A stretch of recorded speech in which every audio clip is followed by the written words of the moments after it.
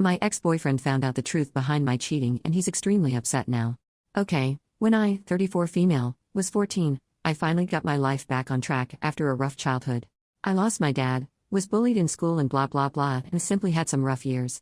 But I changed of school, I met my group friends and someone who a couple of months later became my first boyfriend, Thomas, 34 male now.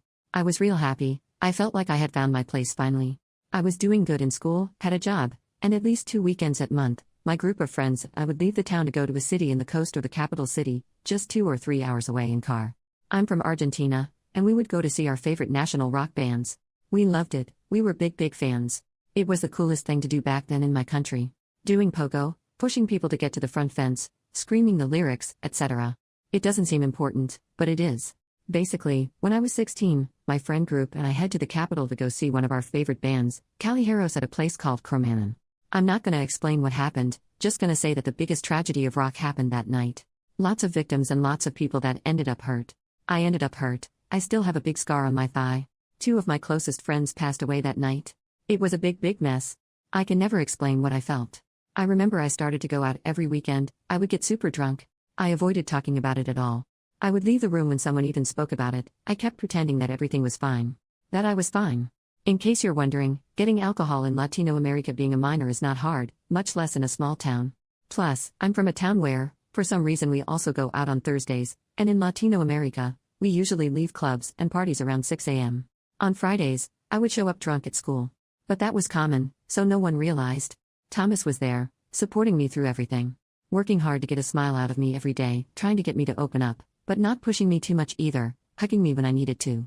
And well, our relationship grew stronger, despite me going into a darker hole. When we graduated, we moved to the same city to keep studying, and I decided that it was time for me to cut the bull crap. I got a part-time job and worked hard to get the best grades, got new friends, stopped partying so much. I thought I was fine, or at least I wanted to convince myself that I was, but with time, I realized that I wasn't. We were like 20, and I remember I started to drink again. I hated myself, I felt miserable, I had nightmares of that night, and I felt even worse because I thought I was being like ungrateful. I survived, at least, in my mind, feeling like this was pathetic. Mental health, well, we didn't speak much about it then. It was a taboo to go to therapy. During this time, I started to treat Thomas bad. I was mistreating him. No, I never hit him or anything like that, but I would often yell at him or call him names when he was just trying to help. I kept pushing him away. I realized he deserved better than me. Thomas was always an angel, of course he did. It did not make sense to me why he was still supporting me. When he found me passed out after so much drinking on the floor, he would take me to the bathroom, bathe me, dress me and put me on the bed, cook for me, clean my apartment. It only made me feel worse. I had a great man, and I was treating him like crap. He simply deserved better than me. I tried to tell him that we needed to break up, but he refused. Thomas refused and told me he would stick next to me no matter what. But I only got worse, and I felt like I was going to drag him with me, and I couldn't stand the idea of seeing him with me. So after thinking, I made a choice. I did the only thing I knew he wouldn't forgive. Well, I told him I did it. I told him I cheated on him with a guy from my work, a friend he was jealous of. He was upset, confused, angry, sad and felt betrayed, of course. It was heartbreaking to see him like that, but I knew it was necessary. He was much better without me, I was just a dead weight back then. Anyway, he left. I simply did not see him again afterwards. I didn't call him either, didn't search for him even though I wanted to. After I graduated, I got a full-time job, and I got tired of feeling miserable. My mom got me in contact with survivors. I'm going to clarify, many survivors had unalived themselves or tried to. Most of us ended up with serious mental health issues, as you can see, and they ended up convincing me to start therapy. I stopped drinking for good, and well, it was all really hard. Finally stop avoiding reality and facing my problems, accepting that I needed help. All the process of opening up was hard, but worth it. There were countless nights where I just stared at the phone, wondering if I should call Thomas or not.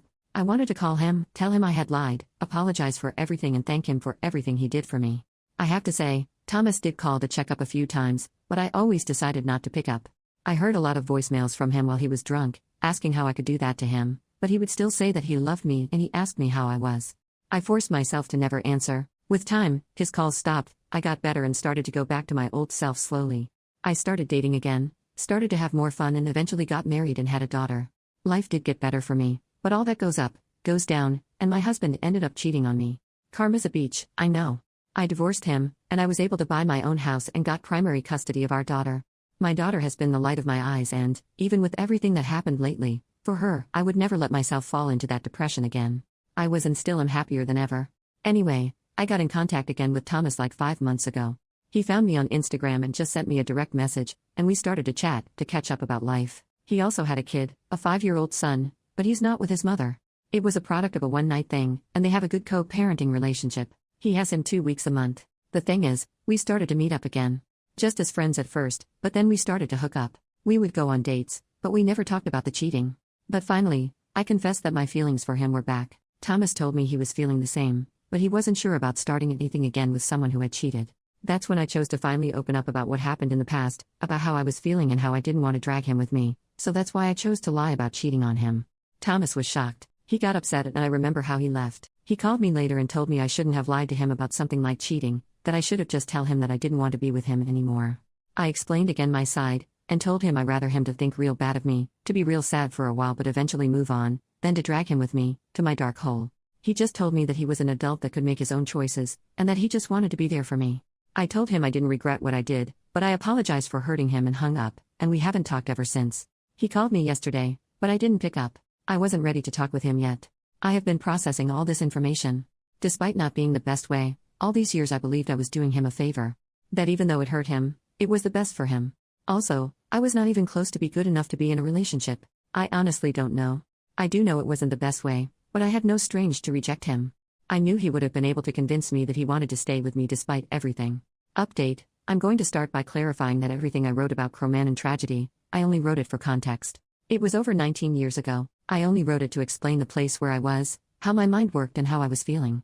I would never ever come to ask advice about something like that on Reddit. Come on. Be serious for the love of God. I'm saying this for all the people that acted like psychiatrists and psychologists and even tried to make a diagnosis out of a Reddit post. Seriously, even if it was with good intentions, it's dangerous and really irresponsible to do so. I don't have PTSD. I searched for professional help after graduating university. I graduated 13 years ago. I saw psychiatrists and psychologists, and I never got diagnosed with PTSD. I had depression and anxiety. I could never explain the amount of pain I felt after the tragedy, and how it only got worse because I didn't search for help right away. It took a lot of work, but years of therapy and support from friends and family finally made me get back to my old self. Not fully like I wanted to, but on a point, I didn't even recognize myself. I'm saying that for the ones who told me I was toxic, and I guess I was on a point. But the others were never the problem. I was so self-destructive back then that I thought the best would be to push everyone away again. But like I said, that was so long ago. And I'm not even close to be like that. I repeat, I wouldn't be so irresponsible to get into another relationship, get married and have a child.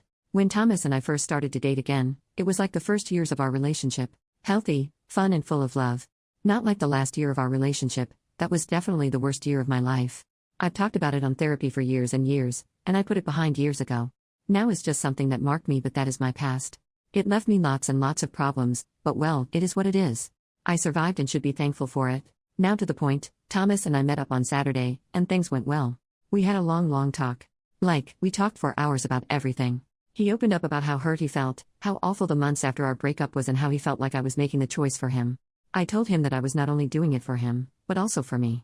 I couldn't be in a relationship back then. How could I? Traumatized for whatever reason I was, back then I was so self-destructive and not nice to be around. I also told him how he might have wanted to stay, but I didn't want him to. I reminded him that I tried to break up with him many times, and he simply wouldn't listen to my reasons and apologized for it, but he also explained how he loved me more than anything and couldn't leave in that situation. And how even after he thought I had cheated, he was scared about me trying to unalive myself. Every time there was a news about one of the survivors of Croman that had unalived themselves, he would freak out thinking it was me. I told him I loved him so much back then and now, but at least for me, it was not healthy to maintain a relationship, it was toxic and it wouldn't have helped any of us at all. We apologized to each other, and I clarified that I want to leave all of this behind and to just be us, to finally put this in the past. He agreed. We cried, but it was tears of happiness. I hadn't been so happy in a while. I guess deep down it was what I always wanted, ever since we broke up. To be okay again and to be like we used to. I guess that I never stopped loving him, and he never stopped loving me. I always wonder where he was or if he was okay, wonder what would have happened if things had been different. But now I don't have to wonder anymore, because we're together now and that's all that matters. But, one step at a time.